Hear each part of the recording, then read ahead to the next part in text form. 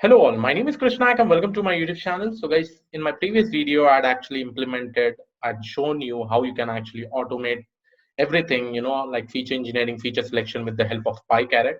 And I also told you that it would be interesting if I try to solve a problem or Kaggle problem by using this particular library. So I have actually selected a problem called as credit card fraud detection.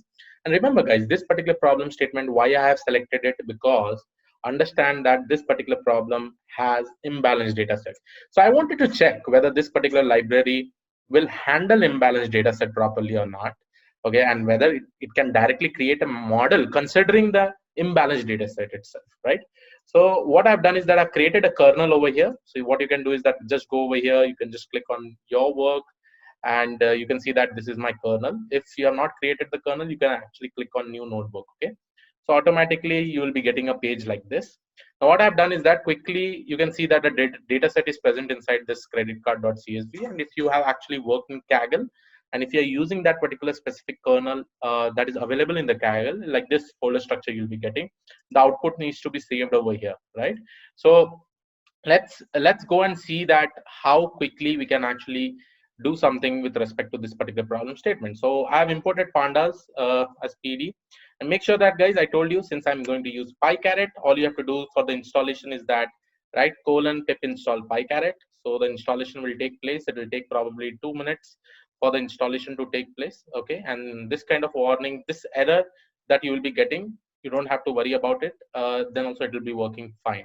Okay, so all the installation will be taking place in another 2 minutes. Then what I'm going to do is that you just take the path from here, okay, because this is your input data, that is credit card.csv, and just read it with the help of pandas. Now after reading it, just go and see the df.head. You'll be able to see various features like v1, v2, v3, v4, all these features, and there is also a feature called as time. There is also something called as class 000 and 111. If the main thing why I'm saying that this is an imbalanced data set, because I went and saw the count of this particular class.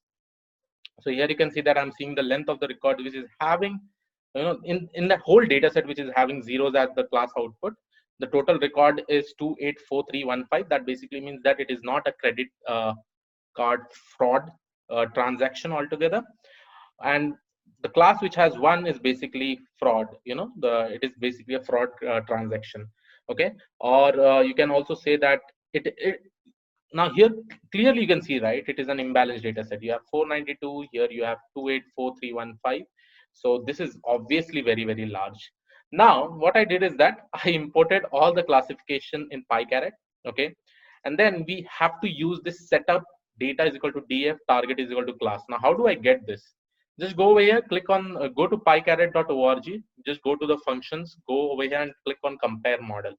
Okay, now remember, if you want to perform any classification problem, this will try to perform the classification. I mean, it will train all the models that are present in the classification algorithms. So for that, it will be using setup function. There you just have to give your data and your target variable. So I'm doing the same thing over here. I'm giving up my data, which is df, and my target variable, which is class. As soon as I do this, it will get executed and it will ask for a permission saying that all the features that it has taken. Now you can see over here, if I execute it, okay, now the first thing that it will ask is that whether all the features that it is basically initializing are correct or not. So here you can see time is numeric, v1 numeric, these all are numerics. So if you are fine with the labels over here, with the data types over here, what the algorithm is considering, you can just click on Y and just press enter. Then the execution will start, and probably take around 2 minutes. It depends on the kernel CPU that is available. But here you can see that the kernel CPU usage also it will be actually showing. And here you can see that it is now working at 371 percentage. This 371 percentage itself. So that is 3 times of 100%, right? So yes, the running of the code will happen automatically. Now after this gets executed, all you have to do is that go and just write compare models. Now why I'm creating these videos, guys, because it is very, very nice. Pycaret is actually able to create a very good output altogether for imbalanced data set. I was pretty much impressed. Now see this, it has done this execution. It is asking me how much percentage of your data you want it for, you want to use for modeling. Okay, Please enter sample percentage of data you would like to use for modeling. So this is what it is saying.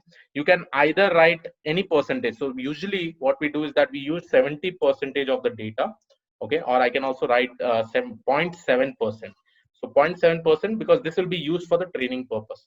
Now once I execute this, you will be able to see that it has got successfully executed. So these are my values.